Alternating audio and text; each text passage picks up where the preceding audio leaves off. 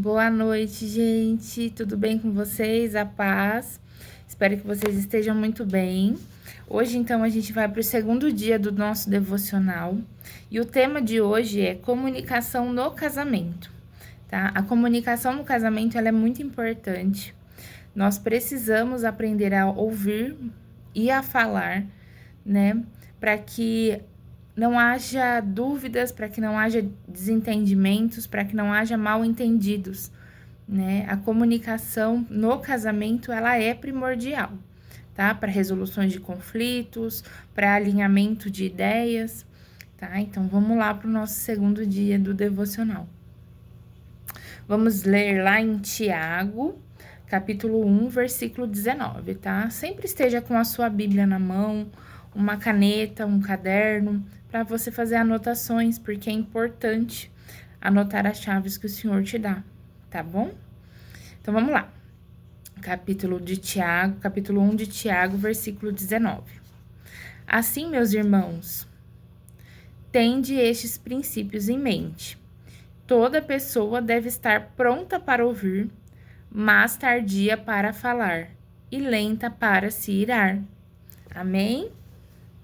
A comunicação eficaz é a chave para um casamento saudável. Precisamos ser bons ouvintes e falar com sabedoria e amor. O problema hoje em dia das pessoas é que elas andam sem paciência, né? Elas não deixam com que o Espírito Santo domine sobre elas. E é onde as pessoas se iram facilmente, não escutam o que o outro tem a dizer, né?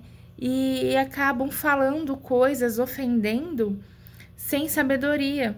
E ao invés de resolver um conflito, né, alinhar um pensamento, não, acaba causando algo muito pior, né, do que estava no começo.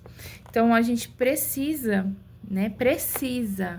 ser bons ouvintes, né, falar menos, né? Falar depois. Às vezes você vai falar no momento de raiva, você acaba ofendendo o seu cônjuge.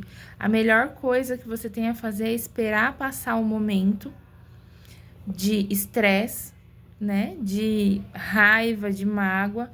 E a hora que estiver tudo bem, você vai lá e conversa com a pessoa, né? E não é só no casamento, é na vida. São com os amigos, colegas de trabalho. Não adianta a gente falar com raiva.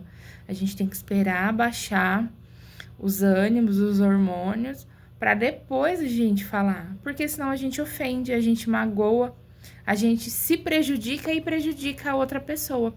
Porque palavras têm poder, né? A palavra diz que a boca, ela tem o poder da vida e da morte, né? A língua. Então, tudo que a gente falar, né, tem que ser com sabedoria, para não prejudicar nem a nossa vida e nem a vida do próximo que estiver recebendo as palavras, tá? Então, no casamento, para ter um casamento sadio, é necessário você saber ouvir o seu parceiro, sua parceira, e esperar o momento certo de falar. E não se irá de jeito nenhum, né? A palavra fala, e tardios para se irar, né? Irá, gente, estresse da ruga, né? Então, não vamos se irar, né? Não vamos deixar que o inimigo, ele use pontos fracos em nós para destruir o ministério que é a família, que é o ministério mais importante, tá? Então, tardios em se irar. Sempre ouvintes, né? Esteja sempre disposto a ouvir o seu marido, sua esposa, né? Escute realmente. Esteja presente de corpo e alma naquele momento da conversa, para que você saiba dialogar com a pessoa, porque às vezes a pessoa tá te falando as coisas e você tá fazendo outras coisas, você tá mexendo no celular, assistindo televisão, pensando nos problemas do trabalho e acaba não prestando atenção no que a pessoa tá falando, né? E acaba não vendo o ponto de vista dela. Então, sempre se coloque no lugar do seu esposo, da sua esposa, porque você gostaria de ser ouvido. Então, ouça também, tá? Então, a tarefa de hoje vai ser: dedique 10 minutos no mínimo para ouvir o seu cônjuge sem interrupções. e compartilhe algo significativo do seu dia. Aqui em casa, a gente tem costumes de conversar. A primeira coisa, quando eu entro no carro que meu marido vai me buscar, e aí, amor, como foi seu dia, né? O que você fez de bom? E ele me escuta, né? Ele escuta os meus desabafos, ele escuta o que eu tenho para falar e opina sobre aquilo, né?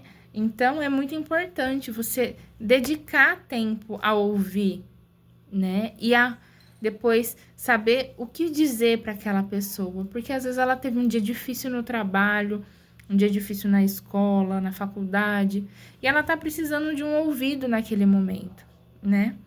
E depois de conselhos, de uma conversa sadia, onde ela possa se desvincular dos problemas que ela teve durante o dia. Então, converse mais com seu cônjuge pessoalmente, né? Não pelo WhatsApp, porque pelo WhatsApp é muito fácil, não tem olho no olho, não tem toque, não tem nada. Converse com o seu cônjuge, converse com o seu parceiro, com a sua parceira, para que haja intimidade. Quanto mais a gente conversa, mais intimidade gera, né? Então, converse, se comunique e fica a tarefinha para hoje, então. Dedique tempo para ouvir o seu parceiro, a sua parceira, e fale também, compartilhe momentos do seu dia, tá? Fica com Deus, até amanhã.